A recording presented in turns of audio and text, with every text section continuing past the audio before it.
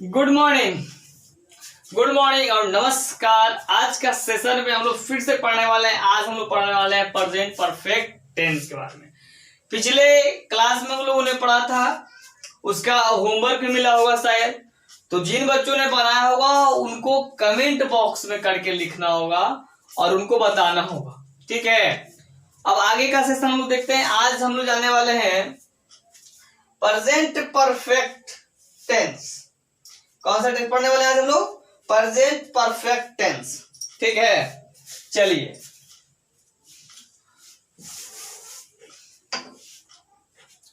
आज का सेशन है PRESENT present PERFECT present perfect tense TENSE present perfect tense. पहले अब आप लोगों को मैं बताता हूं कि प्रेजेंट का मतलब क्या होता है, पता आप लोगों को। परफेक्ट किसको कहते हैं? परफेक्ट कहते हैं जो पूर्ण रूप से संपन्न हो। जैसे आप लोगों ने कहीं शादी विवाह करने गए, ठीक है, लड़का वाला गए तो लड़की को देखे वाला वो हो लड़की तो मस्त है, ठीक है, तो उसको हम बोल सकते हैं परफेक्ट। या लड़की वाले ने आकर लड़का को देखा और बोला कि वो हो लड़का बिल्कुल क्या है, परफेक्ट है। परफेक्ट का मतलब होता है इसमें कोई कमी ना हो, है कि नहीं। अब हमरा नहीं देवता के मत ले लेना, हम लोग उन लड़कों के बारे में जिनमें कोई कमी ना हो, हम लोगों में तो बड़ी कमी है। चलिए आप लोग जो देख रहे हैं वो अपने ऊपर मत ले लीजिएगा जी, ठीक है, मैं अपने लिए ही बोल रहा हूँ। प्रेजेंट परफेक्ट टेंस, प्रेजेंट का मतलब होता है वर्तमान, और परफेक्ट माने संपूर्ण बोल सकते हैं इसको, संपूर्ण। टेंस का मतलब होता है काल, ठीक है ना, वर्तमान संपूर्ण काल, ठीक है।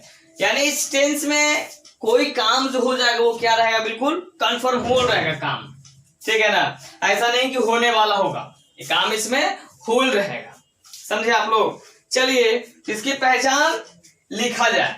इसकी पहचान क्या होगा, चलिए आप लोग खुद बताइए, इसका आईडी क्या होगा इसका।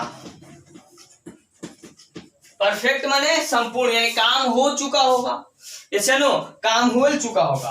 प्रेजेंट टेंस में है, किस टेंस में है, प्रेजेंट टेंस में है, इसलिए थोड़ा सा ध्यान रखिएगा। थोड़ा सा जिस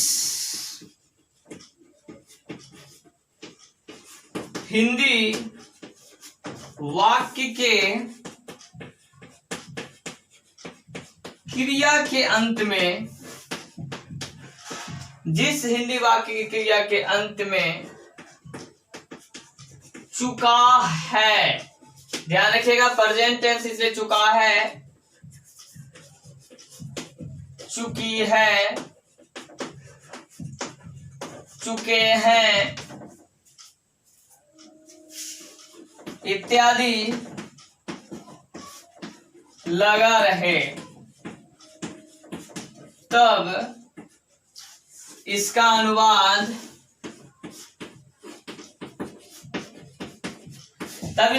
जो होगा वो किस टेंस में होगा, तो उसका अनुवाद होगा प्रेजेंट परफेक्ट टेंस में होगा। चलिए कोई दिक्कत, फिर से देख लीजिए। जिस हिंदी वाक्य क्रिया के अंत में चुका है, चुकी है, चुके हैं इत्यादि लगा रहे, तब इसका अनुवाद होगा प्रेजेंट परफेक्ट टेंस में। प्रेजेंट परफेक्ट टेंस में उन वाक्यों को बनाना होगा जिसमें काम बिल्कुल संपन्न हो जाए, काम बिल्कुल क्या हो जाए, संपन्न हो जाए, ठीक है। मैं एक बार चेक करता हूँ वीडियो बिल्कुल क्लियर आ रही है कि नहीं आ रही है जो, ठीक है। ओहो बड़ा ही क्लियर आ रहा है, बड़ा ही सुंदर भी दिख रहा है ना। चलिए अब हम लोग आगे देख लेते हैं। जैसे मान लिया जाए कि आप लोगों को मिल जाता है, जैसे मैं पढ़ चुका हूं, मिल जाए आप लोगों को क्या कि मैं पढ़ चुका हूं। एग्जाम्पल में देखिए, एग्जाम्पल में देख लीजिए कि मैं पढ़ चुका हूं, मैं क्या कर चुका हूं, मैं पढ़ चुका हूं।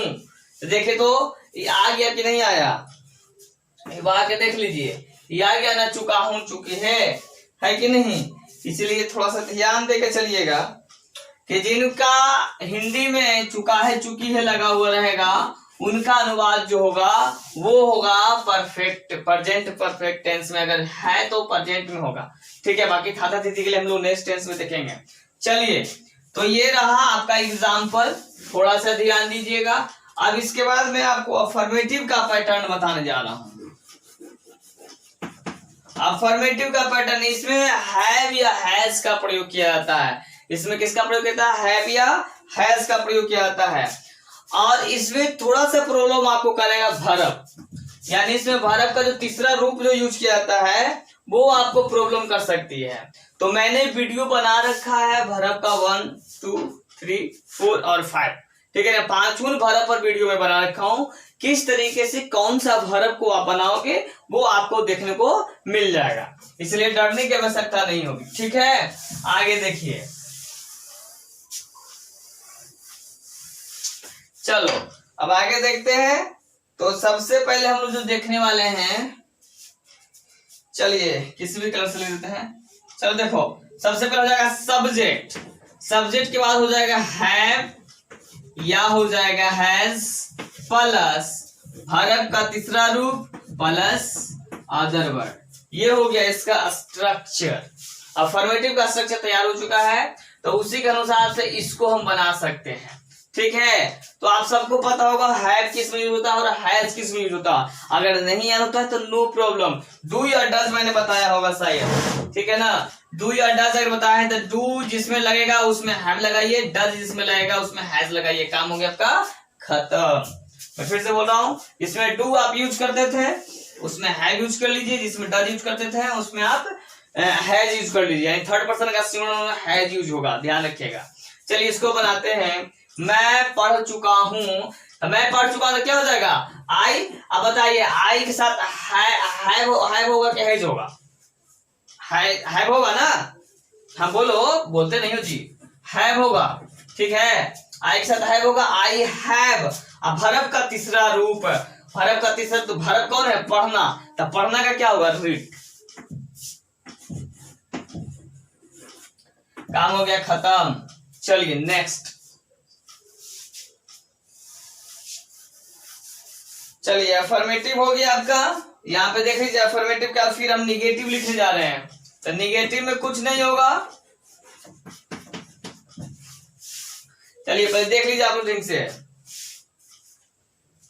एक बार देख लो, उसके बाद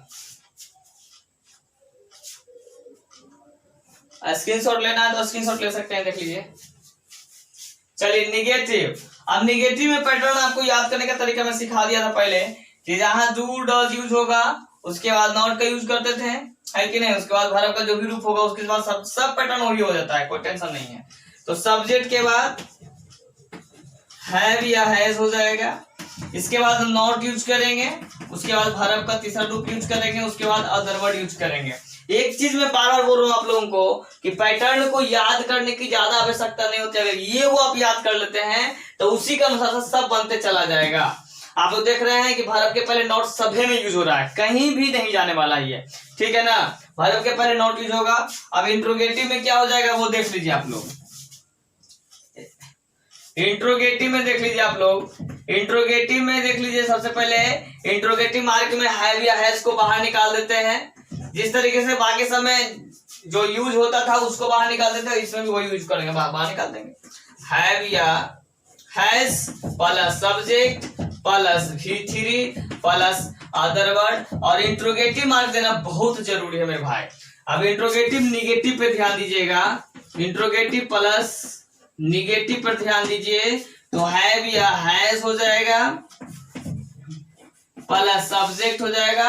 अब वर्ब के पहले नॉट लगा दीजिएगा, वर्ब के पहले नॉट लग जाएगा, वर्ब का तीसरा रूप हो जाएगा, अदर वर्ड हो जाएगा प्लस इंट्रोगेटिव मार्क हो जाएगा। अब देखिए यहाँ पे WH वर्ड आ जाएगा, तो WH वर्ड में सबसे पहले WH वर्ड को लिख दीजिएगा, फिर हैव या हैज को बाहर निकाल देंगे, उसके बाद फिर सब्जेक्ट हो जाएगा, उसके बाद फिर आपका क्या हो जाएगा? वर्ब का तीसरा रूप, फिर अदर वर्ड और फिर इंट्रोगेटिव मार्क हो जाएगा। कोई दिक्कत? फिर यहाँ पे WH वर्ड प्लस निगेटिव देख लीजिएगा, तो आपका हो जाएगा क्या? देख लीजिए, सबसे पहले WH वर्ड और निगेटिव में हो जाएगा क्या? तो सबसे पहले WH वर्ड प्लस हैव या हैज हो जाएगा प्लस सब्जेक्ट प्लस, अब यहाँ पे नॉट दे दीजिए, वर्ब का तीसरा रूप दे दीजिए, अदर वर्ड दे दीजिए और इंट्रोगेटिव मार्क दे दीजिए। ये है आप सबका पैटर्न। इसी पैटर्न पर पूरा का पूरा प्रेजेंट परफेक्ट टेंस बनेगा। अगर आप लोगों को पैटर्न में किसी भी तरीके को दिक्कत हो रही होगी, हमें कमेंट बॉक्स में लिख सकते हैं कि सर मुझे प्रॉब्लम हो रही है या आपको समझ में नहीं आ रहा, तब भी आप बोलिएगा कि हाँ सर मुझे प्रॉब्लम थोड़ी सी होती है, तो मैं थोड़ा सा वीडियो को हल्का सा चेंज करके बना सकता हूँ, ठीक है ना।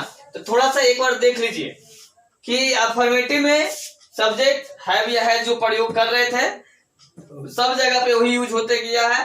पैटर्न को हल्का सा इधर उधर करना पड़ता है, जो सब में नियम वही नियम इसमें भी है। नॉट वाला में हैव या हैज के बाद नॉट लगा देते हैं। इंट्रोगेटिव में हैव या हैज को बाहर कर देंगे। इंट्रोगेटिव निगेटिव में इंट्रोगेटिव बाहर निकाल देंगे, सब्जेक्ट के बाद नॉट लगा देंगे। देखिए यहाँ पे है, सब्जेक्ट के बाद नॉट लगा देंगे, है कि नहीं। उसके बाद V3 भी अदर वर्ड हो जाएगा। फिर WH वर्ड में WH वर्ड को पहले ले आइएगा, उसके बाद हैव या हैज को जो यूजफुल चल रहा है उसमें यू लिख जाएंगे। अब इसको एक बार हम बनाते हैं।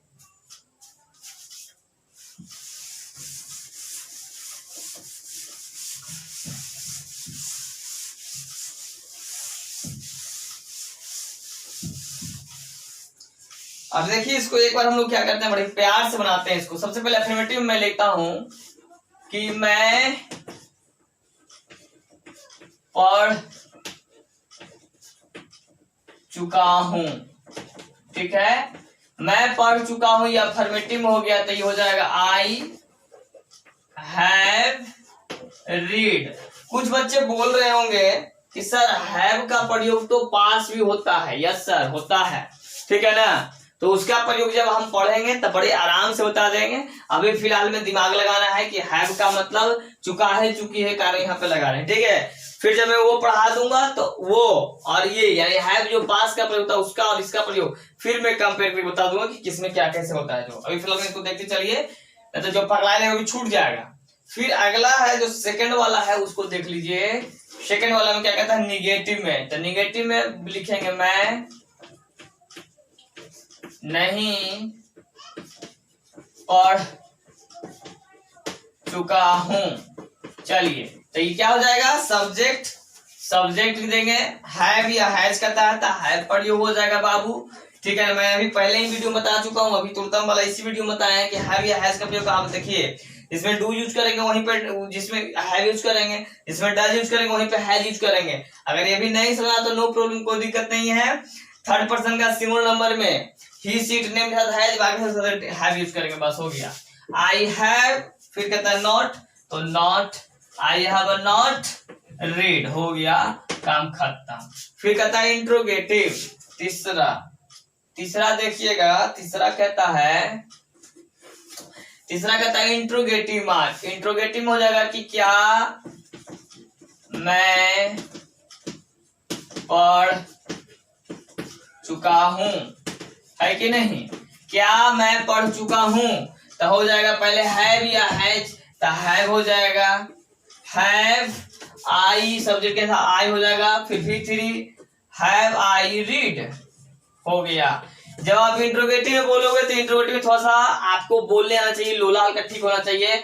आई हैव आई रीड पूछने वाला होना चाहिए, लगना चाहिए कि हाँ इंट्रोगेटिव है। अगला देखिएगा चौथा, फिर कहता है क्या WH वर्ड है ना, इंट्रोगेटिव निगेटिव, तो हो जाएगा कि क्या मैं नहीं पढ़ चुका हूं, ठीक है। क्या मैं नहीं पढ़ चुका हूं, तो हो जाएगा पहले यहां पर जो था वो यहां हो जाएगा हैव आई नॉट रीड, ये हो गया इंट्रोगेटिव मार्क। फिर आपका हो जाता है WH वर्ड, तो WH वर्ड में हो जाएगा कि मैं क्यों नहीं पढ़ चुका हूं, है कि नहीं। तो हो जाएगा हैव, मैं क्यों नहीं पढ़ चुका। इसमें निगेटिव और निगेटिव बता दिए और वो बता रहे हैं, छोड़िए हटाइए, यहाँ से नहीं हटाते हैं। मैं क्यों पढ़ चुका हूं बताते हैं, तो हो जाएगा हैव आई, नहीं भाई वाई को निकालना पड़ेगा ना, क्योंकि WH वर्ड है, तो क्यों का हो जाएगा वाई हैव आई रीड, ये हो जाएगा। फिर अगला आपका हो जाता है नेक्स्ट इंट्रोगेटिव। ओ WH वर्ड तो हो गया, WH वर्ड और निगेटिव लेके चलते हैं, हो जाएगा मैं क्यों नहीं पढ़ चुका हूं। चलिए तो हो जाएगा why have I not read. कोई दिक्कत?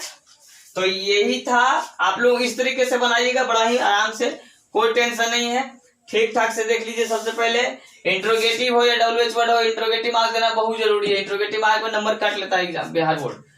थोड़ा सा देख लीजिए, जिस तरीके से पैटर्न है उसी तरीके से मैंने सेटअप किया है, कोई छेड़छाड़ नहीं किए हैं। सब्जेक्ट हैव या has V3 other word, subject have या हैज V3 अदर वर्ड तो इसमें है नहीं, तो खत्म हो जाएगा। सब्जेक्ट हैव या has not V3 other word, subject have या हैज नॉट V3। इसलिए थोड़ा सा ध्यान दीजिएगा, पेशेंस रखना पड़ेगा इंग्लिश को सीखने के लिए।